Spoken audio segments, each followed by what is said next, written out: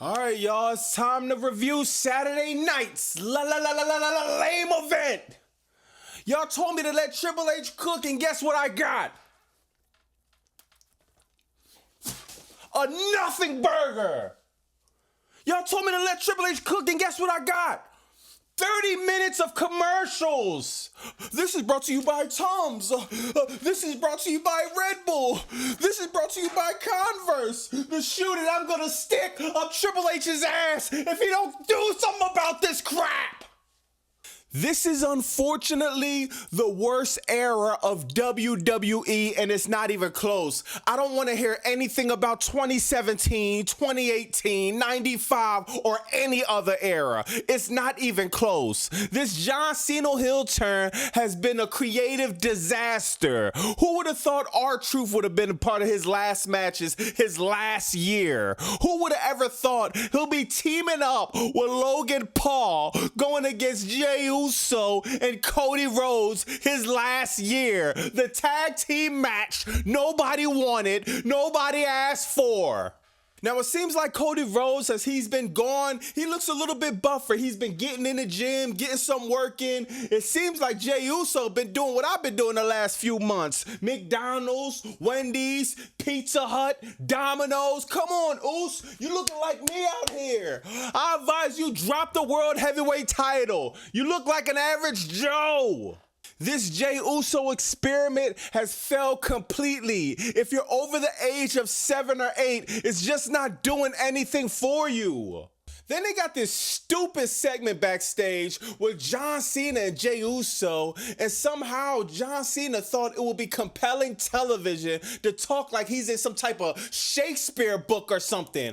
I'm glad I remember the last time we seen each other, and I remember the last time I seen you. I'm gonna take the title and go home, and you're gonna lose the title to YouTube. Like, what? You sound like an idiot. I'm gonna show y'all this. I'm glad you remember the last time we saw each other. I'm looking forward to the next time I see you.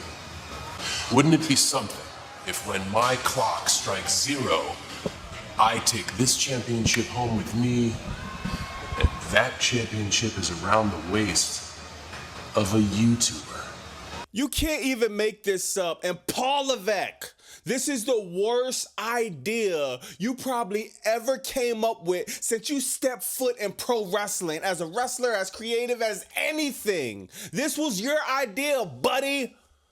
You can't tell me John Cena looked at when R-Truth came out with his gimmick and he didn't feel some type of way. This is his last year. John Cena would have been over like anything we ever seen since probably Hulk Hogan if he just took his last year and really went out as just a final lap around the globe.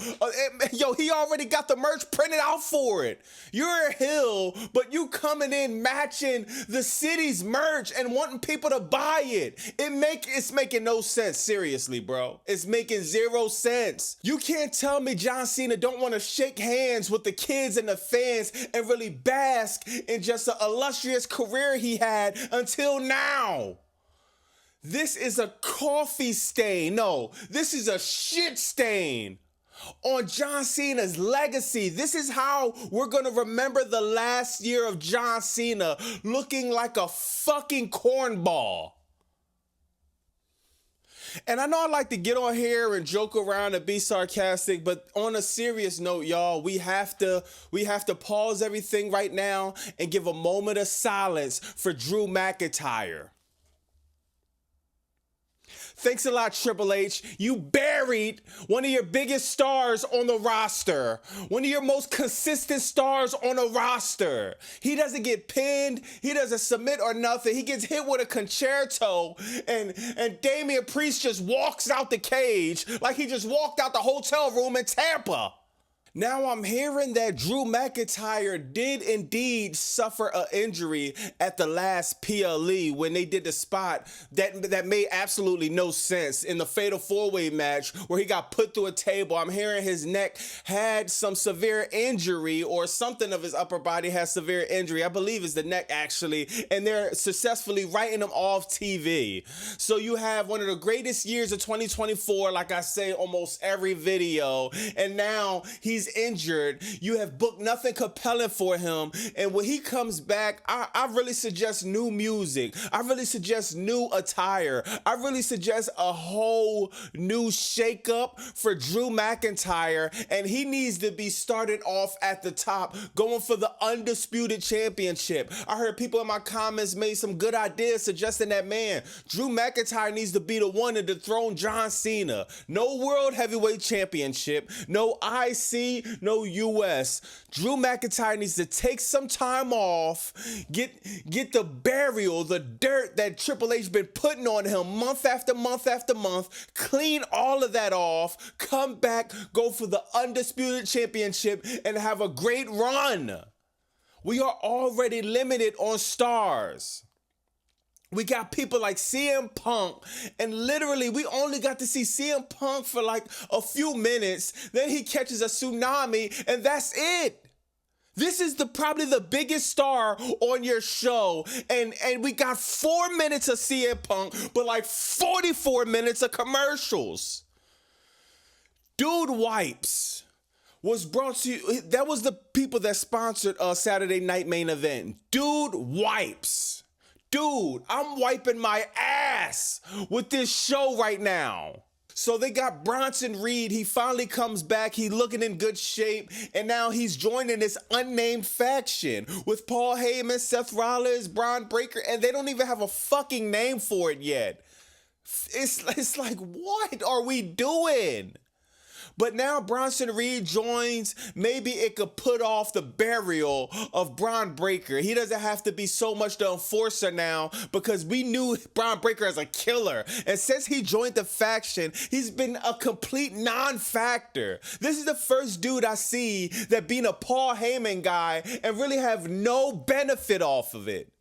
And now that Bronson Reed is the enforcer, where does that leave Braun Breaker? What do you do with Braun Breaker? Now the only thing is left for him to do is hold up Seth Rollins' nutsack while he sits here and dance and praise around and act like he's the top guy of the company. And I didn't hear nobody talk about this, but Zelina Vega, like, I like you, yo. You're a great wrestler. I think you do great promos. I think you're very underrated in that aspect. But sis, please, if you cry one more time after a match, you fucking won. What else do you want? You won the title. Okay, you cried that time. Now you defended the title. Okay, you cried that time. When you lose the title, you're gonna cry that time. When you walk in the back, you're gonna cry. When you're on your hotel room, you're gonna, just stop with the crocodile tears. I understand we're in Tampa, but goddamn. Zelina Vega, give me a break. I don't think this match should have been on a card at all. WWE just tries to force female matches on the card when they don't need to be forced on the card. Actually, if you ask me, Natalya had a great idea. Give the females their own show. It's so many females, so many talented females, but none of them could really get over, or we could never see nobody's character because you're just putting them in these random slots of the show. And when they come on the show, people go for a bathroom break or go to the concession stand and get some nachos. Start highlighting the females better. Chelsea Green is doing some of the best work possible. And somehow it's just like creative is not capitalizing on this at all. A lot of her great storylines are on fucking X or Instagram or something like that. A lot of her great creative she's doing on her own because creative sucks. R-Truth coming out with John Cena and his whole gimmick and his whole music, probably the best thing of the night by far. R-Truth is the sole reason why John Cena heel turn isn't like the worst thing on professional wrestling all across the board. TNA, AEW, WWE. You could thank R-Truth for that. You would have thought it would be Randy Orton or somebody else that'll be helping make this some type of compelling storyline. But who do you know? It's R-Truth that's the catalyst for this is not being a complete top 10 disaster of all time. We're getting in scary territories with WWE. Somebody needs to speak out about this. Do you understand? It's almost 40 minutes of commercials in a 2-hour show. We haven't even factored in the entrances yet, or any of the backstage segments where John Cena becomes Shakespeare all of a sudden. And we haven't factored in none of that. 40 minutes of commercials, entrances back. We only got about an hour or so of wrestling. This show seems so forced, so mediocre. Saturday night main event, if you ask me, needs to be canceled. Let me know in the comments what y'all think about this, man. WWE is in such a bad space right now. It's like going to a 5-star restaurant. You thinking you getting some top tier steak, and they're coming out with Chinese food from the corner store. This is a problem right now with WWE. They're jacking up the prices so high. They're shoving down ads and commercials down our throat, and they're not even thinking about creative. They're not giving effort of creative. They're just throwing stuff around, throwing stuff at the wall, seeing what sticks, and nothing ain't sticking. Man, bro, this is like, it's really sad, bro. Friday night and Saturday night, I spent my nights watching SmackDown and Saturday night's main event. Let me know in the comments what y'all think about this, man. I'm gonna finish this nothing burger that Paul Levesque cooked for me. Thanks a lot, Paul Levesque.